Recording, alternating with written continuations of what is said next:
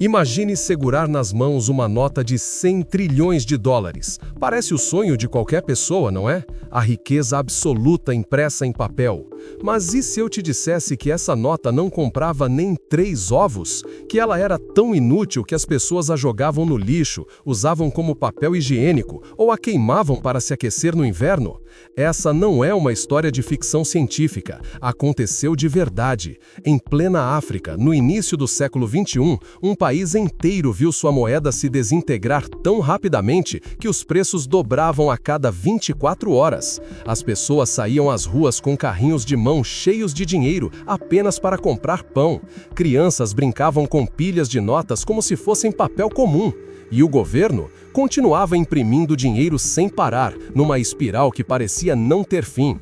Como uma nação próspera, conhecida como celeiro da África, chegou a esse ponto de colapso? Quem foi o responsável? E o mais importante, o que essa história pode nos ensinar sobre economia, poder e as decisões que moldam o destino de milhões? Fique até o final, porque o que você vai descobrir sobre o Zimbábue e suas notas de 100 trilhões vai mudar completamente sua forma de entender dinheiro e inflação.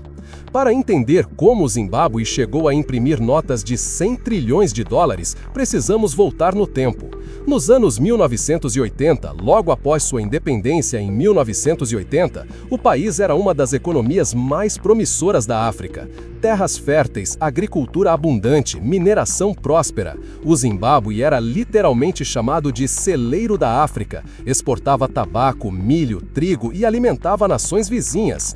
Robert Mugabe, o líder que conduziu o país à independência após anos de luta contra o colonialismo britânico, era visto inicialmente como um herói, educado, carismático, com discursos inflamados sobre justiça social e redistribuição de riqueza. No início, houve investimentos em educação e saúde, a esperança pairava no ar. Mas por trás da retórica, as engrenagens do poder começavam a enferrujar. No final dos anos 1990, Mugabe enfrentava pressão política crescente. A economia desacelerava, a população cobrava resultados. E então veio a decisão que mudaria tudo, a reforma agrária radical. Em 2000, o governo anunciou o confisco de terras de fazendeiros brancos, muitos descendentes de colonos europeus, para redistribuí-las à população negra. Na teoria, parecia justiça histórica. Na prática, foi o início do caos. As fazendas confiscadas não foram entregues a agricultores experientes, mas sim a aliados políticos, militares de alta patente e apoiadores do regime, muitos sem qualquer conhecimento agrícola. A produção despencou. O país que alimentava a região começou a importar comida. A economia, que dependia fortemente da agricultura, entrou em colapso. As exportações minguaram, o desemprego explodiu. E quando a economia desmorona, governos desesperados tomam medidas desesperadas. Sem dinheiro em caixa, sem confiança internacional, sem investimentos estrangeiros, o governo de Mugabe encontrou uma solução aparentemente simples: imprimir mais dinheiro. Se falta dinheiro para pagar funcionários públicos, soldados e manter o aparato estatal funcionando, por que não simplesmente fabricar mais cédulas? É aí que começa a história da hiperinflação mais devastadora do século XXI. Nos primeiros anos da década de 2000, os preços começaram a subir. Devagar no início, 50%, 100% ao ano. Algo preocupante, mas ainda controlável. Mas à medida que o governo continuava imprimindo dinheiro para cobrir seus déficits, a espiral se acelerava. Em 2006, a inflação já estava em milhares por cento ao ano. Em 2007, ultrapassava milhões. As pessoas acordavam de manhã e encontravam preços diferentes dos da noite anterior. Um pão que custava 10 mil dólares zimbabuanos pela manhã, custava 15 mil à tarde.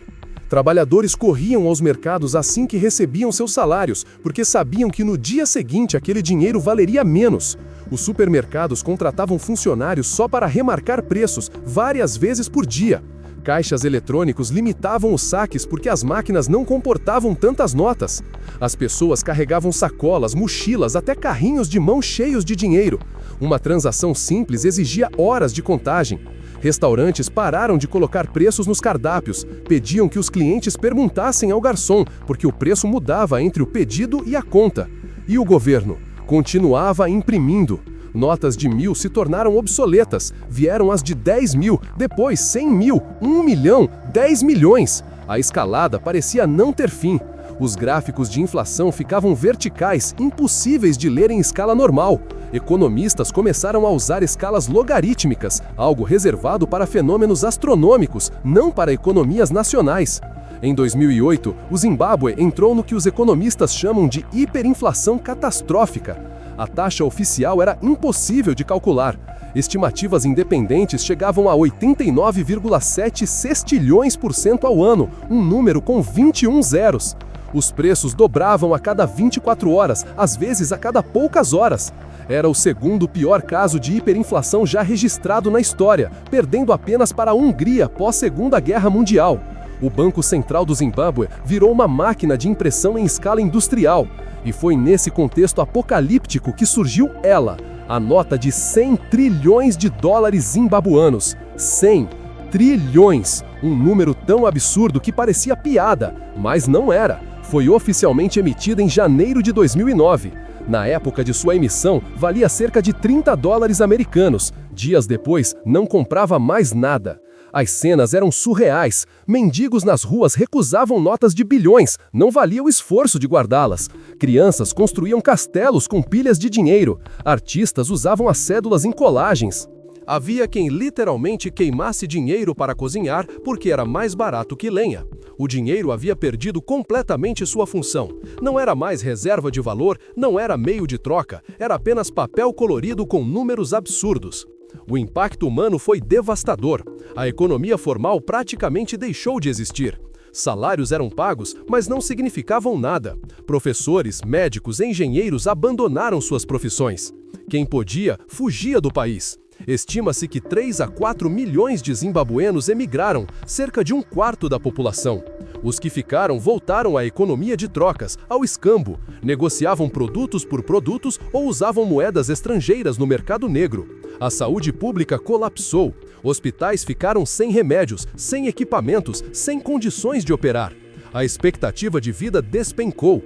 A fome se espalhou em um país que décadas antes alimentava a região. Escolas fecharam, o tecido social se desintegrou, a violência aumentou. Era o apocalipse econômico em câmera lenta, transmitido ao vivo. E Mugabe permanecia no poder, cada vez mais autoritário, culpando os sabotadores ocidentais e imperialistas pelo desastre. Opositores eram perseguidos, presos, torturados, a imprensa livre foi sufocada, eleições foram fraudadas, o regime se mantinha através da força, do medo e da distribuição de favores à elite militar e política, que se enriquecia enquanto o país sangrava. Finalmente, em abril de 2009, o governo tomou uma decisão radical. Abandonou sua própria moeda. Oficialmente permitiu o uso de moedas estrangeiras, dólar americano, rand sul-africano, euro. O dólar zimbabuano deixou de existir. As notas de 100 trilhões viraram relíquias instantâneas. Hoje, ironicamente, são vendidas em sites de leilão para colecionadores por valores entre 5 e 20 dólares americanos, mais do que jamais valeram em sua época de circulação. A decisão estabilizou a economia imediatamente. A inflação caiu para níveis normais, mas o estrago estava feito. Uma geração inteira perdeu suas economias, seus empregos, sua dignidade. O trauma econômico marcou o país profundamente. E as lições ficaram impressas para sempre naquelas cédulas absurdas de 100 trilhões. A história do Zimbábue e suas notas de 100 trilhões não é apenas uma curiosidade econômica. É um alerta sobre o que acontece quando governos perdem a noção de limites, quando o poder se torna mais importante que a responsabilidade, quando decisões políticas ignoram completamente as leis da economia. A hiperinflação não surge do nada, é sempre consequência de escolhas ruins, feitas por pessoas que acreditam estar acima das consequências. No caso do Zimbábue, começou com reformas agrárias mal planejadas que destruíram a produção. Continuou com um governo que, em vez de reconhecer o erro e corrigir o rumo, escolheu imprimir dinheiro para esconder o problema. E terminou com a destruição completa da confiança na moeda, na economia e nas instituições. O dinheiro, no fim das contas, é baseado em confiança. Não é o papel que tem valor, É a crença coletiva de que aquele papel será aceito amanhã, de que representa trabalho real, produção real, riqueza real. Quando essa confiança é quebrada, quando o governo abusa da máquina de imprimir dinheiro, o resultado é sempre o mesmo: a moeda morre. E aqui está a parte assustadora: isso pode acontecer em qualquer lugar. O Zimbábue é um caso extremo, mas a história está repleta de exemplos. Alemanha na década de 1920, Hungria nos anos 1940, Argentina repetidamente, Venezuela mais recentemente. Toda vez que um governo decide que pode criar riqueza simplesmente imprimindo papel, a tragédia se repete. Os detalhes mudam, mas o enredo é sempre o mesmo. Hoje, o Zimbábue ainda luta para se recuperar. Tentou reintroduzir sua própria moeda em 2019, mas a desconfiança permanece. As feridas não cicatrizaram. E aquelas notas de 100 trilhões? Viraram símbolos, não de riqueza, mas de advertência. São o equivalente econômico de uma caveira com ossos cruzados. Perigo! Não repita este erro. Para nós, do século XXI, acostumados com bancos centrais, políticas monetárias complexas e economias digitais, a tentação é achar que estamos imunes, que somos sofisticados demais para cair nas mesmas armadilhas. Mas será mesmo? Quando governos acumulam dívidas impagáveis, quando bancos centrais injetam trilhões na economia, quando a criação de dinheiro se torna cada vez mais abstrata e desconectada da realidade, será que aprendemos a lição? O Zimbábue nos ensina que não existem atalhos, que riqueza real vem de produção real, trabalho real, instituições sólidas, que dinheiro impresso sem lastro é apenas ilusão, e que quando a ilusão se quebra, o preço é pago pelos mais vulneráveis, sempre. Então, da próxima vez que você segurar uma nota de dinheiro, lembre-se, aquele papel só tem valor porque milhões de pessoas confiam que ele terá.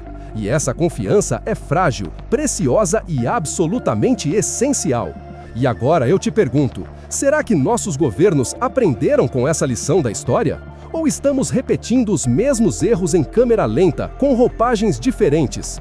Deixe sua opinião nos comentários. Se este vídeo te fez pensar, curta e compartilhe. E se inscreva no Mundo Enriquecedor, porque aqui a gente desvenda as histórias que o mundo esquece, mas que tem tudo a nos ensinar.